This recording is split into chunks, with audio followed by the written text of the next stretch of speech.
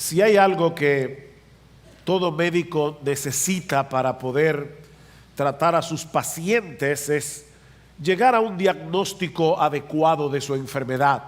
Y por eso nos mandan a hacer todos los análisis que nos piden antes de poder decirnos, este es tu problema. Ahora, presuponiendo que el médico haya sido acertado en su diagnóstico, lo mejor que puede hacer el enfermo es aceptar la realidad de su condición, tal como el médico se la está describiendo, aunque no sea de su agrado.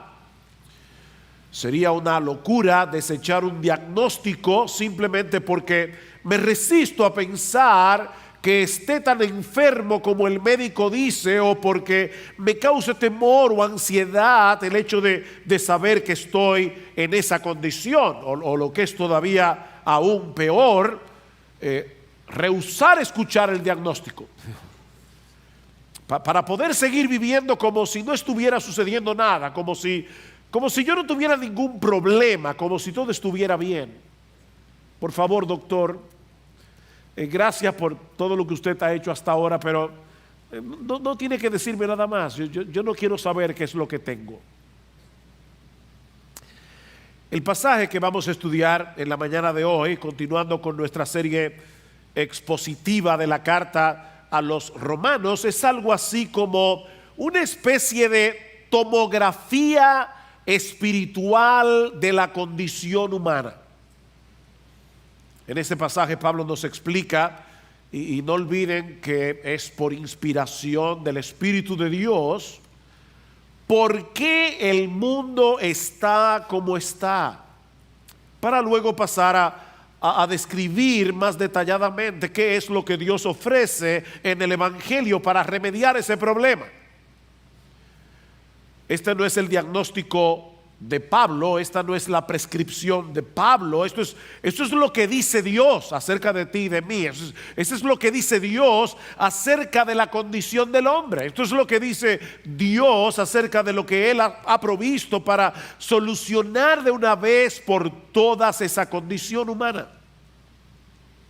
En ese sentido, este pasaje tan oscuro que ya Sigfrido leyó hace un momento, es en realidad el fondo negro que hace brillar en toda su intensidad el diamante del Evangelio.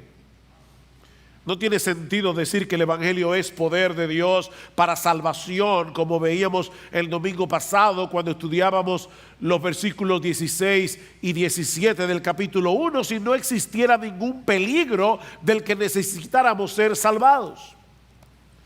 La palabra evangelio significa buena noticia, pero esa buena noticia comienza con una mala, y no tiene sentido buscar la solución de un problema que no existe. Es como tener en las manos un tratamiento que ha probado ser eficaz para curar el cáncer el 100% de los casos y ofrecérselo a personas que no saben que tienen cáncer.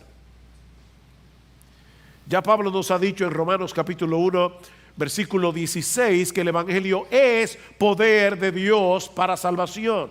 Pero ahora Él quiere explicarnos cuál es el peligro del cual necesitamos ser salvados. En toda esta sección de la carta que va desde Romanos capítulo 1, versículo 18 hasta Romanos capítulo 3, versículo 20, Pablo nos dice que tenemos un serio problema con la justicia de Dios. Un problema que solo Dios puede resolver. Y es como si Pablo, al llegar al versículo 18, hubiera detenido el curso de su argumentación, que llegó hasta el versículo 17, para explicarnos por qué fue necesario esa intervención de Dios para salvar al hombre. Noten la conexión entre los versículos 16 y 17 del capítulo 1 y los versículos 21 y 22 del capítulo 3. Dice, porque no me avergüenzo del Evangelio, pues es poder de Dios para la salvación de todo el que cree, del judío primeramente y también del griego, porque en el evangelio la justicia de Dios se revela por fe y para fe, como está escrito, más el justo por la fe vivirá. Noten ahora 3:21.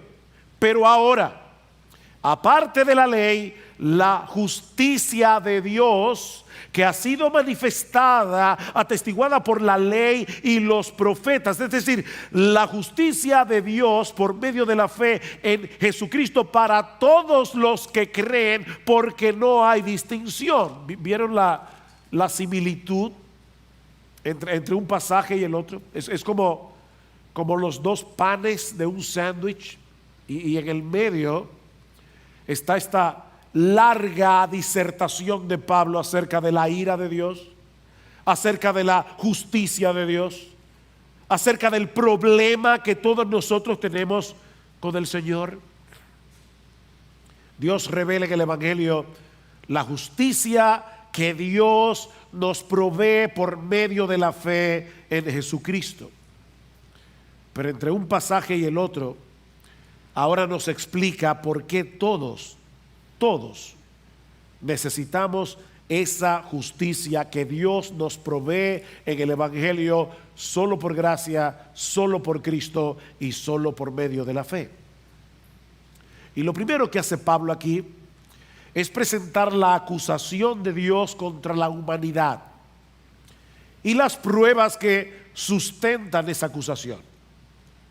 Pablo nos dice en los versículos 18 al 20 que todos por naturaleza estamos bajo la ira de Dios por causa de nuestra impiedad y nuestra injusticia. Ese es el punto de partida del evangelio. Mis hermanos, cuando vas a predicar el evangelio, recuerda que el punto de partida del evangelio no es el amor de Dios, aunque parezca extraño. Dios revela su amor en el evangelio, pero cuando Pablo quiere explicar de qué se trata el evangelio, él no comienza por el amor de Dios, comienza por su ira. Versículo 18 otra vez. Porque la ira de Dios se revela desde el cielo contra toda impiedad e injusticia de los hombres que con injusticia restringen la verdad. Porque lo que se conoce acerca de Dios es evidente dentro de ellos, pues Dios se lo hizo evidente, porque desde la creación del mundo sus atributos invisibles, su eterno poder y divinidad, se han visto con toda claridad, siendo entendidos por medio de lo creado, de modo que no tienen excusa. Dios hace visible lo invisible, su eterno poder y su divinidad. Y Pablo está actuando aquí como una especie de fiscal general de la humanidad. Y nos presenta cuál es el cargo que Dios tiene contra la raza humana. Y es que Él se ha revelado a todos los hombres a través de la creación en una forma muy evidente, pero el hombre ha tomado la decisión de resistir, de restringir esa revelación para no tener que postrarse delante de Él y reconocerle como Dios.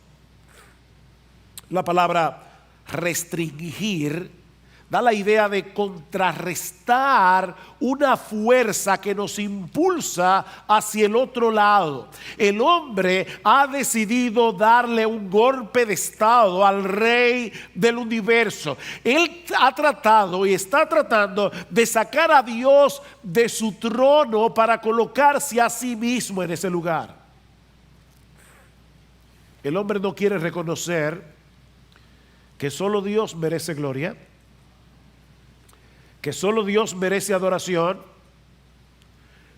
que Él es el creador de todo, que Él es aquel que sustenta su creación. Nuestro Dios ha dejado sus huellas dactilares, por decirlo de alguna manera, en todo lo que Él ha hecho, y le ha dado al hombre la capacidad de poder entender la evidencia. Es a eso que se refiere Pablo cuando dice en el versículo 19 que lo que se conoce de Dios es evidente dentro de ellos, pues Dios se lo hizo evidente. No hay que ser una persona brillante intelectualmente hablando, no hay que tener un PhD para llegar a la conclusión de que Dios existe y de que Él merece ser adorado. Dios ha colocado, ha dotado al hombre con una capacidad natural que debería llevarlo a esa conclusión de manera intuitiva al contemplar todo lo que Él ha hecho. Ahora, eso no quiere decir que la creación nos revela todo lo que necesitamos conocer acerca de Dios como para ser salvos. Pero sí revela lo suficiente como para saber que Él existe, que Él está ahí, para saber que Él es poderoso y que Él posee los atributos que normalmente los seres humanos asocian con la divinidad. Y no olvidemos que en los días de Pablo no había microscopio, no había telescopio. De manera que muchos secretos del universo, permanecían ocultos para el hombre en esa época. Pero aún así Pablo dice que el conocimiento que se tenía de Dios era suficiente como para llegar a la conclusión de que este universo no pudo ser el resultado de un afortunado accidente. Por simple observación, nosotros sabemos que todo efecto tiene una causa. ¿No es así? Y que la causa debe ser suficiente para explicar el efecto. La pregunta que debemos hacernos es: ¿qué tipo de causa es la que debe haber producido el efecto de este universo maravilloso y de nosotros dentro de él? Imagínate que tú estás escalando el Pico Duarte y en medio de un paraje completamente silvestre, salvaje, te encuentras con un jardín espectacular, como esos que se ven en algunos palacios europeos, algo así como los jardines del Palacio de Versalles, con fuente y todo. Mira, por más que alguien trate de convencerte de que se trata de un paisaje natural que se formó por accidente a través de cambios geológicos que sucedieron durante millones y millones y millones de años, tú sabes muy bien que esa explicación es absurda. Eso no puede ser. El jardín necesita un jardinero. Ahora, imagínate a un escéptico, van dos escalando al Pico Duarte, uno es creyente, el otro es escéptico. El creyente dice: wow, me gustaría conocer al jardinero. El escéptico dice: ¿cuál jardinero? Yo no veo ningún jardinero aquí. Vamos a sentarnos a esperar, dice el escéptico, a ver si el jardinero aparece. El creyente le dice: mi hijo, yo no tengo que esperar absolutamente nada porque el jardín está ahí. Aunque yo no vea al jardinero, para mí es obvio que este jardín tiene un diseño que requiere la existencia de un diseñador inteligente que plantó y colocó cada árbol en su lugar con un propósito específico. Bueno, lo que Pablo está diciendo en Romanos capítulo 1, versículo 19, es que la creación está repleta de evidencias que nos hablan de un creador omnipotente y lleno de sabiduría que hizo todas las cosas por un plan determinado, predeterminado por él. Eso está tan claro, dice Pablo, que el hombre que no se postra ante Dios en adoración y con un corazón agradecido no tiene excusa. No tiene excusa. Y literalmente lo que Pablo está diciendo aquí es que se queda sin apología, es lo que dice el texto literalmente. No tiene apología para defender su caso cuando él tenga que presentarse delante de Dios en el día del juicio. El hombre sabe que hay un Dios, dice Pablo. Pastor, pero hay ateos. Yo no creo en los ateos.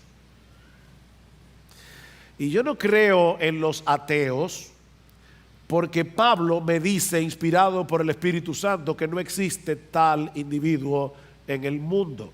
El problema del ateo no es intelectual, no es que él ha llegado a través de evidencias científicas a la conclusión de que no existe Dios. Es un problema psicológico. A él le repugna la idea de que exista Dios y por lo tanto prefiere pretender que él no existe. Yo no creo en los ateos. Vean lo que dice Pablo en el versículo 21. ¿Por qué no tienen excusa? Pues aunque conocían a Dios, ¿ven? No le honraron como a Dios ni le dieron gracias, sino que se hicieron vanos en su razonamiento y su necio corazón fue entenebrecido. Esa es en esencia la acusación de Dios contra toda la raza humana. El hombre padece de una pecaminosa e inexcusable deshonestidad intelectual. El hombre se hace el tonto. Eso es lo que Pablo está diciendo. Él pretende que no conoce lo que sí conoce. Es un juego mortal, pero es un juego.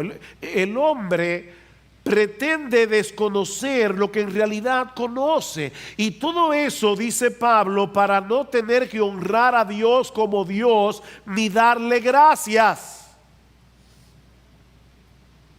Él nos creó.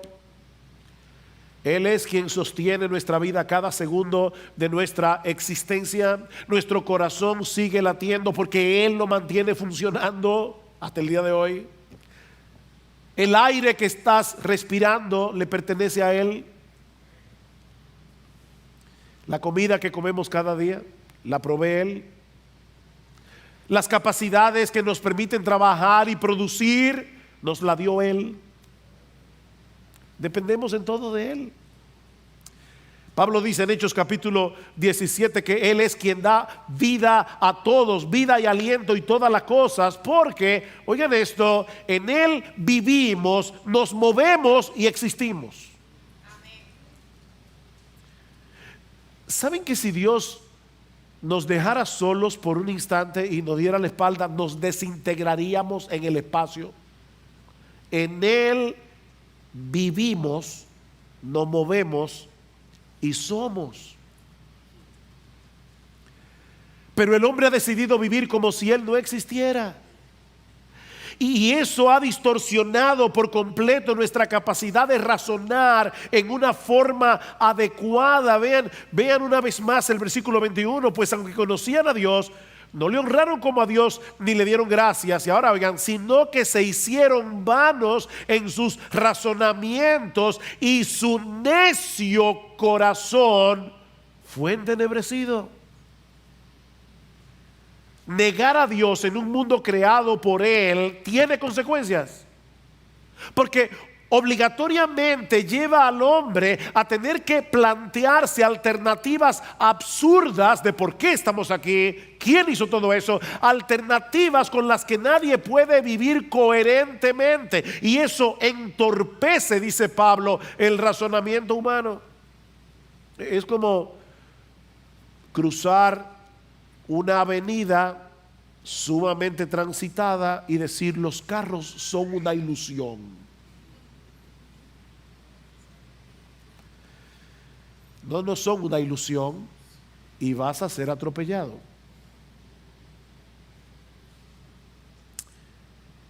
Estaba leyendo hace un tiempo atrás un evolucionista que decía claramente, oigan esto, Estos son esos chispazos de honestidad que tienen algunos científicos. Él dice, me niego a creer en Dios, entonces, ¿qué otra alternativa me queda que no sea la evolución? ¿Se dan cuenta? Me niego a creer en Dios. No tengo otra alternativa que creer en la evolución. No es que la evidencia científica lo llevó a la conclusión de que debía dejar de creer en Dios para favorecer la evolución, sino que de antemano le repugna la idea de que exista Dios y ahora no tiene más alternativa que hacerse evolucionista. Ven, es un problema moral, no intelectual. Detienen con injusticia la verdad.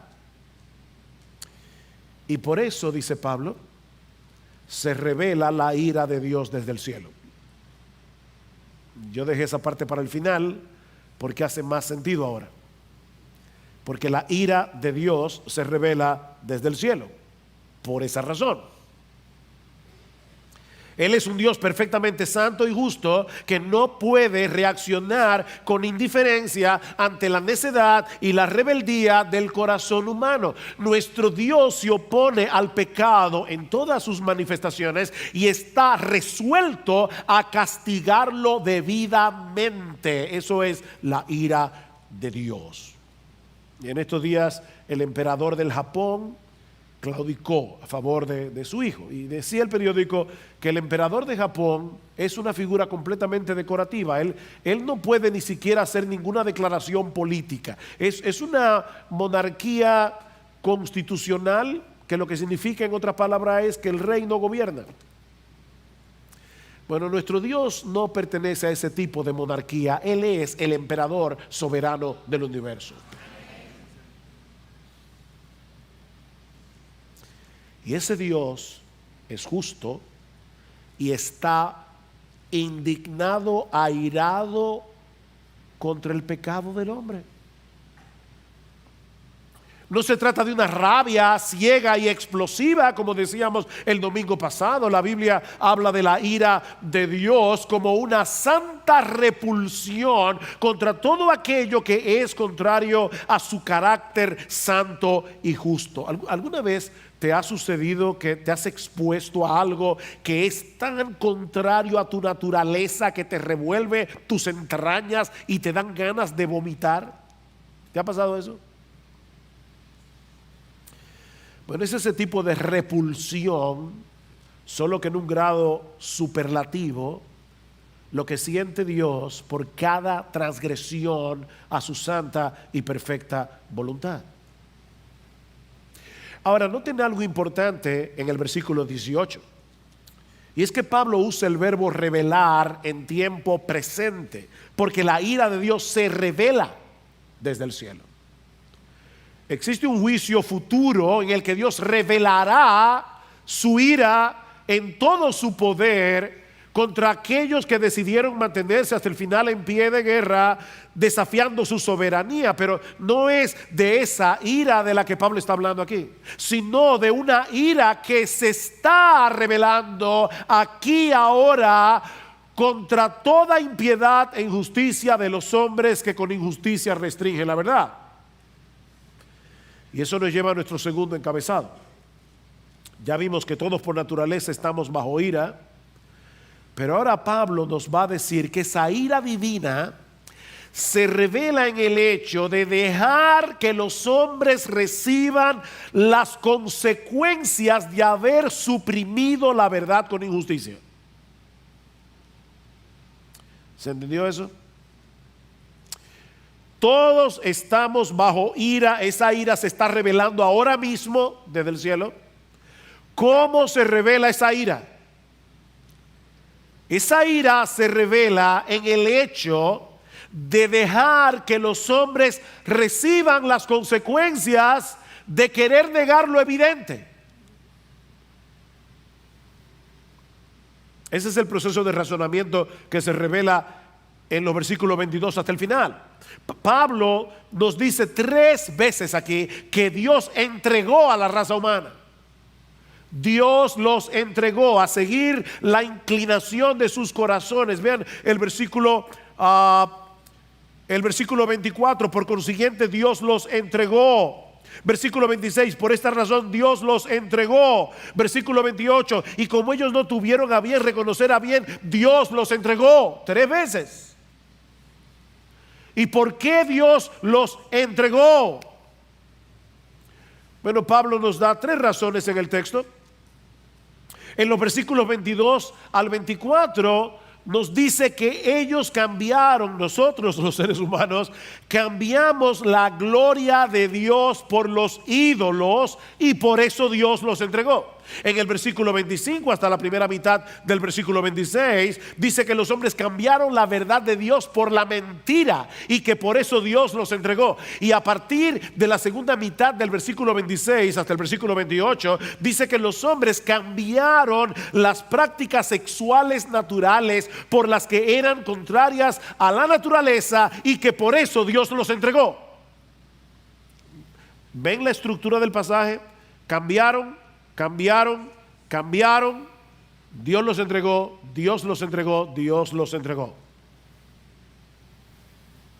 Primer intercambio: los hombres cambiaron la gloria de Dios por los ídolos. Versículo 22.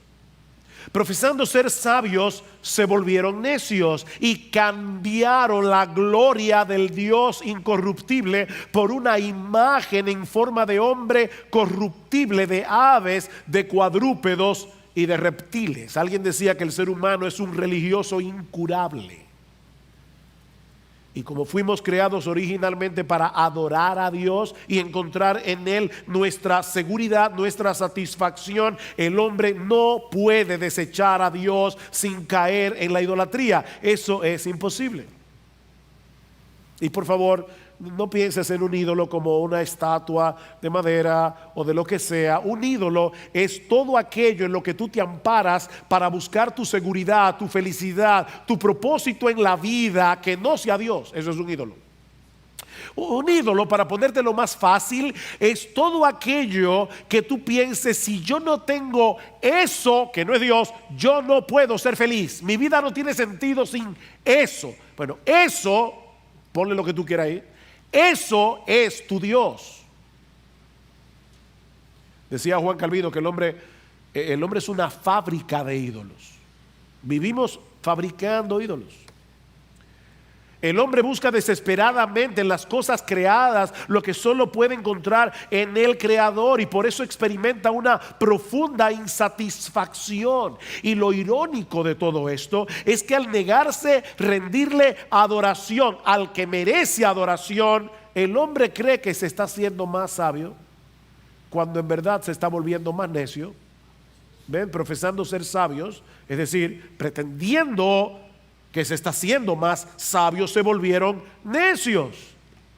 ¿Y cómo se evidencia esa necedad? En el hecho de cambiar la gloria del Dios incorruptible en semejanza de imagen en forma de hombre corruptible, de aves, de cuadrúpedos y de reptiles. Pablo parece estar pensando aquí probablemente en el Salmo 106, versículo 20, porque inclusive las palabras que se usan son muy similares, donde el salmista nos dice que los israelitas del tiempo de Moisés, recuerdan cuando hicieron el becerro de oro, cambiaron la gloria del Dios de Israel por un buey que come hierba. Eso es absurdo. Pero esa es la necedad a la que llega el hombre cuando rehúsa reconocer lo que es evidente, que solo Dios merece ser adorado. Versículo 24. Por consiguiente Dios los entregó. Los entregó a la impureza, a la inmundicia, en la lujuria de sus corazones, de modo que deshonraron entre sí sus propios cuerpos. Dios los entregó. Y eso no quiere decir que Dios mueva a los hombres hacia la impureza, sino más bien que como parte de su castigo, Dios los entregó a seguir los impulsos depravados de sus propios corazones. ¿Tú quieres hacer tu voluntad? Mi castigo será dejarte hacer tu voluntad. Alguien ha dicho: Dios en su justicia Dios en su ira los deja hundirse más profundamente en el lodazal que han escogido. Dios los entregó. Por eso dice que los entregó a la impureza en la lujuria de sus corazones. Ven, esa lujuria ya estaba ahí. No fue Dios que los hizo lujuriosos. Esa lujuria ya estaba allí. Pero Dios, como castigo, soltó las amarras. Por decirlo de alguna manera, Dios como castigo dejó que el barco siguiera su curso corriente abajo. Dios los entregó.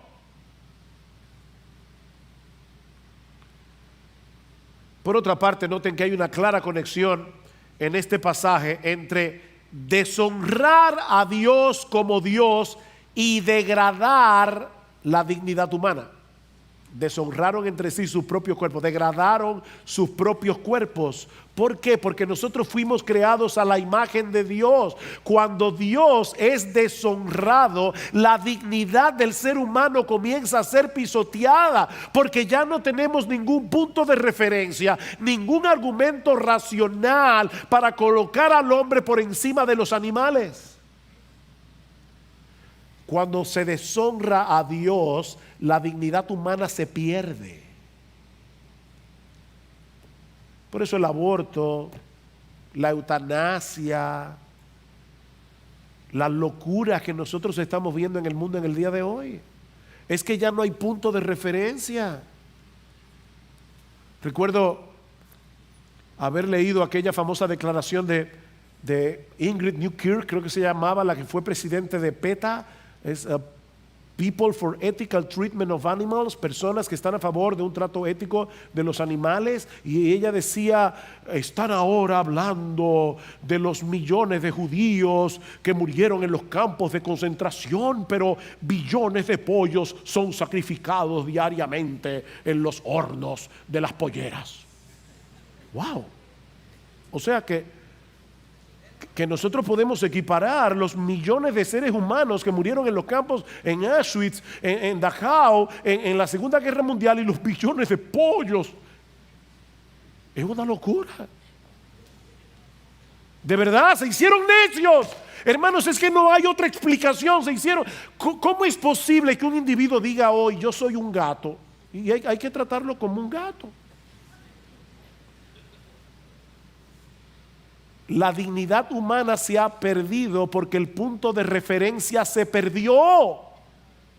Nosotros no somos como las cucarachas, no somos como los perros, no somos como los delfines, porque solo nosotros, los seres humanos, fuimos creados a la imagen de Dios. Cuando esa gloria de Dios es pisoteada, no va a pasar mucho tiempo sin que la dignidad del hombre sea pisoteada también.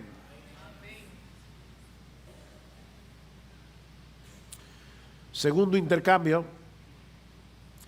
cambiaron la verdad de Dios por la mentira. Versículo 25, porque cambiaron la verdad de Dios por la mentira, adorando y sirviendo a las criaturas en lugar del Creador, quien es bendito por los siglos. Amén. Y por esta razón Dios los entregó a pasiones degradantes. Otra vez, cambiaron y Dios los entregó. Adorar a Dios como Dios es ver las cosas como son, y por lo tanto es vivir conforme a la realidad. Es así de sencillo. Si el hombre decide adorar y servir a las criaturas, está abrazando la mentira como si fuera la verdad. Porque ninguna criatura puede ser más digna de adoración que aquel que la creó. ¿No es así? ¿Y saben lo que eso produce en el ser humano? Una severa distorsión de la realidad. Eso es lo que Pablo está diciendo aquí cuando dice en el versículo 21 que aunque conocían a Dios, no le honraron como a Dios ni le dieron gracias, sino que se hicieron vanos en sus razonamientos y su necio corazón fue entenebrecido. Los hombres han perdido la capacidad de razonar equilibradamente. Al cambiar la gloria de Dios por la vanagloria humana, el hombre ha perdido su punto de referencia para poder interpretar la realidad de una forma objetiva. ¿Cómo yo sé ahora lo que está bien y lo que está mal? No tengo punto de referencia. Porque el punto de referencia es que lo que está bien es lo que a mí me da la gana que esté bien, y lo que está mal es lo que a mí me da la gana que esté mal. Ahora resulta que yo soy mi propio punto de apoyo.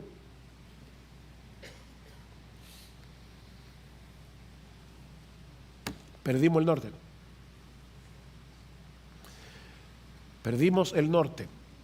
Y el resultado es que Dios los entregó a pasiones degradantes. Y ahora voy a explicar a qué se refiere esto, lo que nos lleva al tercer intercambio.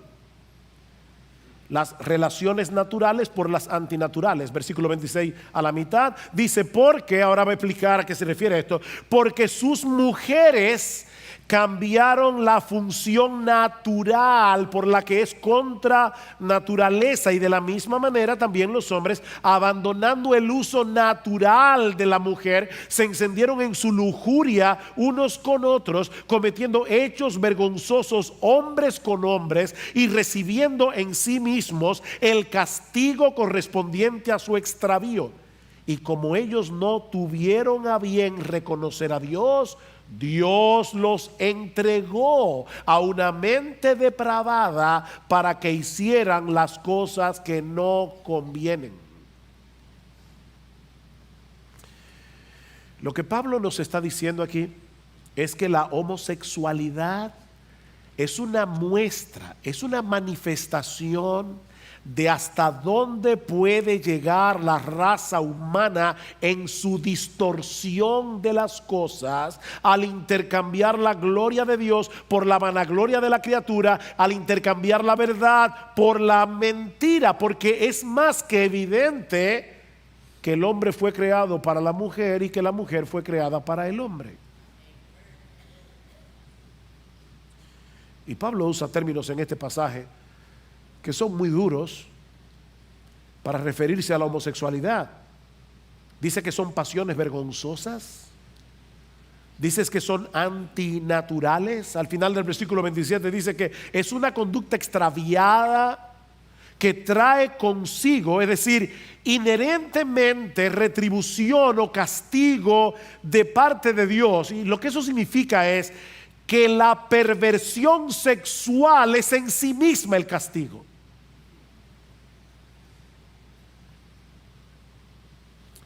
Sí, son palabras fuertes, pero esa es la opinión de Dios revelada en las Escrituras. Y lo más amoroso que nosotros podemos hacer con un homosexual es decirle que está en pecado, pero que hay esperanza para él en Cristo. No somos homofóbicos, no amamos a los homosexuales, amamos a los homosexuales. Y por eso les decimos la verdad. La conducta homosexual es una violación al orden establecido por Dios cuando hizo al hombre para la mujer y la mujer para el hombre. Es por eso que Pablo dice que es contra naturaleza. Y yo sé que muchas personas perciben como natural sus inclinaciones homosexuales y que algunos incluso piensan que han nacido así. Pero mi amigo que estás aquí en esta mañana, no son nuestros deseos los que definen nuestra naturaleza. Vuelvo y repito, no son nuestros deseos los que definen nuestra naturaleza, sino el propósito de Dios en la creación del hombre y de la mujer. Es por causa de la distorsión que el pecado ha producido en la personalidad humana que ahora deseamos lo que no deberíamos desear. ¿Y saben qué? Ese es un mal que afecta a los homosexuales y a los heterosexuales también.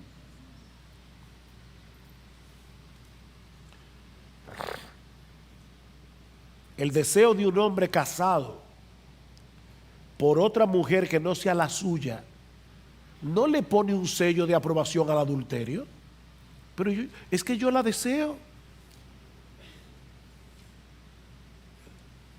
Yo deseo ver pornografía en internet. Esa es mi inclinación. Tu inclinación no le pone un sello de aprobación a la pornografía. Eso es vergonzoso, eso es convertir a la mujer en un objeto en vez de un sujeto.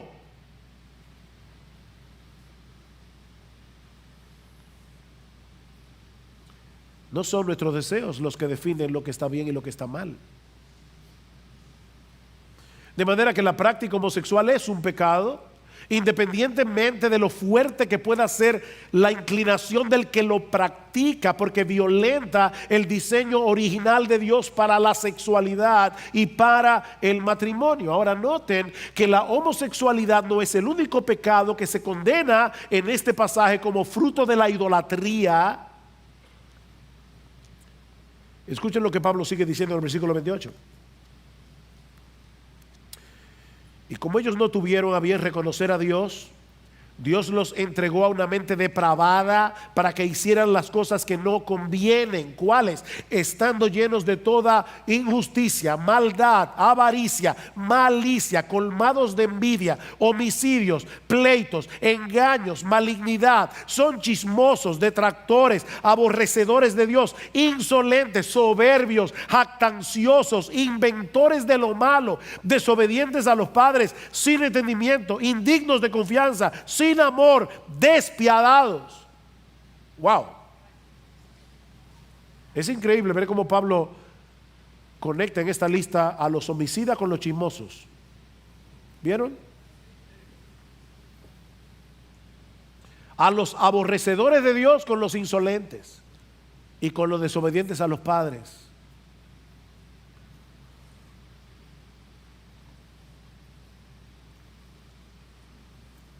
La idea no es que en todas las sociedades humanas se manifiestan cada uno de esos pecados con la misma intensidad, o que todos los incrédulos cometen cada uno de los pecados que Pablo menciona en esta lista. No, lo que Pablo quiere hacernos ver es que todos los pecados, no importa cuál sea, todos los pecados tienen su origen en el hecho de no querer honrar a Dios como Dios. Todos somos igualmente culpables, porque todos hemos cambiado la gloria de Dios por la vanagloria de los hombres, y todos hemos cambiado la verdad de Dios por la mentira. Unos lo manifiestan de una manera, otros de otra, pero todos hemos detenido con injusticia la verdad, y todos tendremos que dar cuenta de eso algún día en el tribunal de Dios, incluyendo los religiosos moralistas que quieren salvarse por sus propios méritos. Eso también es detener con injusticia la verdad.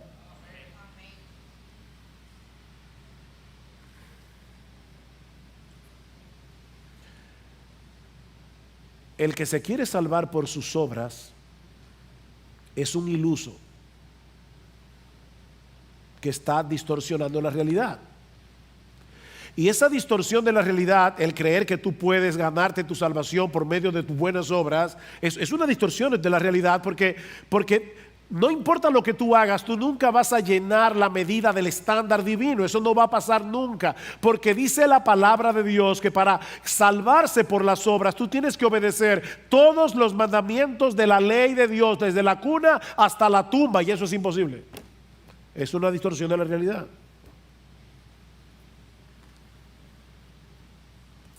De ahí la conclusión de Pablo en el versículo 32. Los cuales, aunque conocen el decreto de Dios, que los que practican tales cosas son dignos de muerte, no solo las hacen, sino que también dan su aprobación a los que las practican. Ahora Pablo se fue más lejos. Ahora Pablo está diciendo no solamente que todos los hombres saben que Dios está ahí, no solamente que por la creación sabemos que existe Dios. Ahora Pablo está diciendo que todos los hombres traen de fábrica una conciencia moral que les dice que existe lo bueno y lo malo.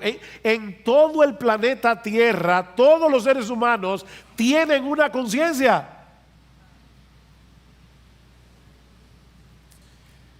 y que lo malo debe ser castigado y lo bueno debe ser recompensado. Eso es parte del conocimiento innato que Dios ha puesto en todos los hombres, no solo de su existencia, sino de que Él es un gobernador moral que pasa juicio sobre sus criaturas.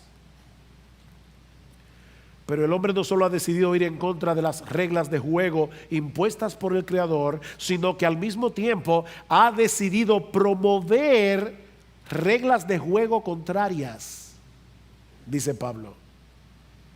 No solo las hacen, sino que dan su aprobación a los que las practican. ¿Por qué hay heterosexuales que van al desfile de orgullo gay? Porque eso parece ser de mente abierta. Yo no soy homosexual, pero soy un tipo de mente abierta. Y yo doy mi aprobación. O sea, no se contentan con ser rebeldes a la voluntad de Dios, sino que son activistas en contra de la voluntad de Dios.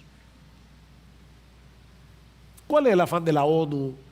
¿Cuál es el afán de todas estas multinacionales en querer imponer una agenda inmoral en los países? ¿Cuál es el afán? Y podemos buscarle explicaciones. Mira, es que hay un asunto de dinero envuelto allí, y yo sé que hay muchas cosas que se mueven con mucho dinero, pero el problema en la raíz es el odio del hombre por Dios.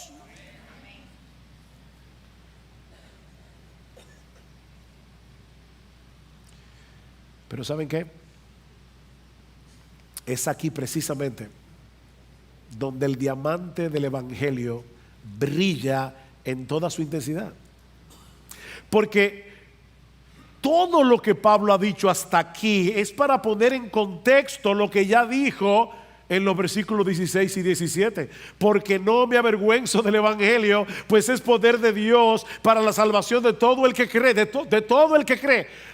Y todos están en esa lista que Pablo ya mencionó en Romanos 1:18 en adelante.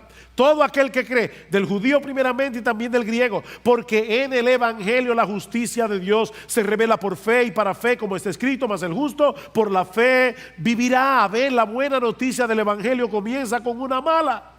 El hombre ha pecado gravemente contra Dios. El hombre ha detenido con injusticia la verdad. Habiendo conocido a Dios, ha decidido pretender que no lo conoce. Y Dios manifiesta su ira desde el cielo contra esa impiedad, contra esa injusticia, dejándolos cosechar los frutos podridos de su extravío. Dios los entregó. Pero, ahora escuchen lo que hizo Dios para resolver ese problema. En la carta de Pablo a los romanos, la palabra entregar aparece 4 veces. 3 ya las vimos en el capítulo 1. ¿Saben dónde está la otra? Entonces, ¿qué diremos a esto? Si Dios está por nosotros, ¿quién estará contra nosotros? El que no eximió ni a su propio Hijo, sino que lo entregó. Oh, aquí está la palabra otra vez. Lo entregó por todos nosotros. ¿Cómo no nos concederá también con Él todas las cosas? El mismo Dios que entregó a una humanidad pecadora a seguir los impulsos de su corazón, ese mismo Dios entregó a su Hijo y cargó sobre Él la ira omnipotente que todos nosotros merecemos por nuestros pecados, para que todo aquel que cree en Él no se pierda, mas tenga vida eterna. Sí, Dios también a Él lo entregó. Dios a Él también lo entregó. Todos los pecados que encontramos en Romanos 1, incluyendo la homosexualidad, y todos los que se mencionan a partir del versículo 29 serán perdonados solo por creer en Cristo. ¿Saben por qué? Porque Dios, el Hijo, se presentó delante de Dios, el Padre, y le dijo: Señor, todos toda la ira que merecen los homosexuales y las lesbianas, toda la ira que merecen los chismosos, los lujuriosos, los malvados, los avariciosos, los colmados de envidia, los homicidas, los pleiteros, los engañosos, los malignos, los detractores, los aborrecedores tuyos, los insolentes, los soberbios, los jactanciosos, los inventores de males, los desobedientes a los padres. Señor, toda la ira santa que ellos merecen por causa de sus pecados, oh Señor, arrójala sobre mí.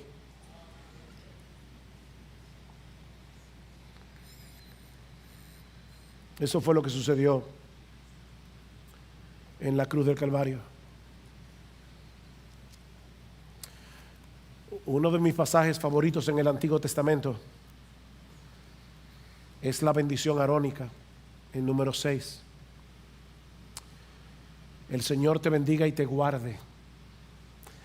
El Señor haga resplandecer su rostro sobre ti y tenga de ti misericordia. El Señor alce sobre ti su rostro y te dé paz. Y hace unos días leí que alguien comentando este pasaje decía: la cruz es la antítesis de la bendición sacerdotal. Bendijo Dios el Padre a Jesús y lo guardó cuando estaba en la cruz. ¿El Señor te bendiga y te guarde? No.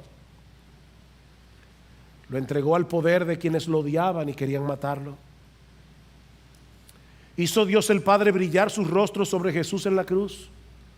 ¿El Señor haga resplandecer su rostro sobre ti y tenga de ti misericordia? No. ¿Derramó sobre él su ira y su furor aplastante contra el pecado? ¿Volvió Dios el Padre su rostro hacia Jesús en la cruz y le dio paz? ¿El Señor alce sobre ti su rostro? No. Apartó su rostro de él, de modo que Jesús gritó en agonía: Dios mío, ¿por qué me has abandonado? Cuando Jesús levantó los ojos al cielo, por primera vez en toda la eternidad, no hubo una respuesta luminosa del rostro de su Padre hacia él. Solo fue ira, ira, ira, ira, la ira que tú y yo merecemos por causa de nuestros pecados.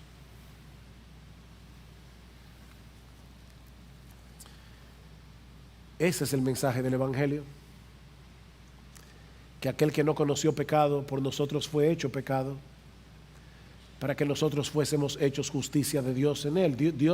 Dios resolvió el problema causado por ese horrible intercambio del hombre, la gloria de Dios por la criatura, la verdad por la mentira.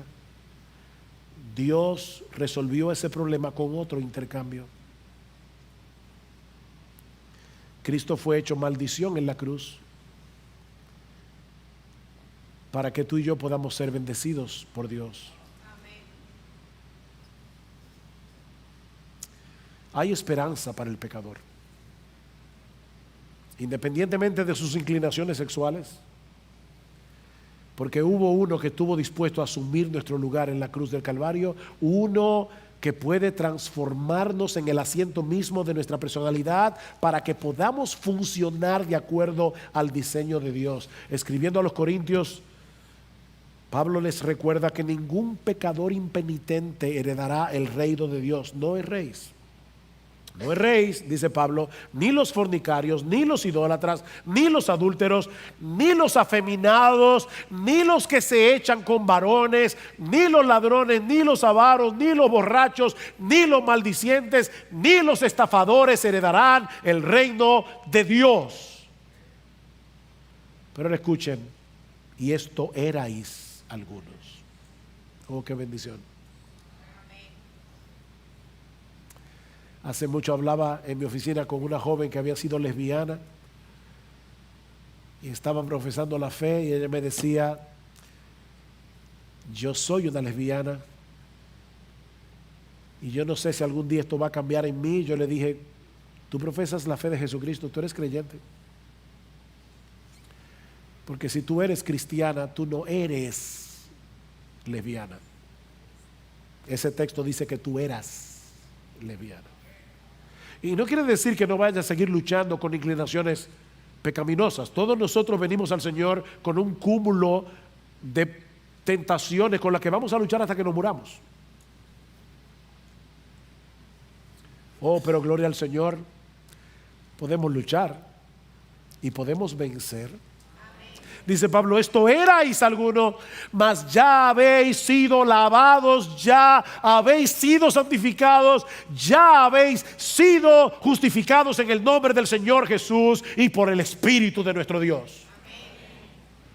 Oh, mis hermanos amados, prediquemos el Evangelio sin temor, denunciemos el pecado del hombre con toda la claridad de la que seamos capaces. Es la ira de Dios contra el hombre lo que hace necesario el Evangelio de la cruz.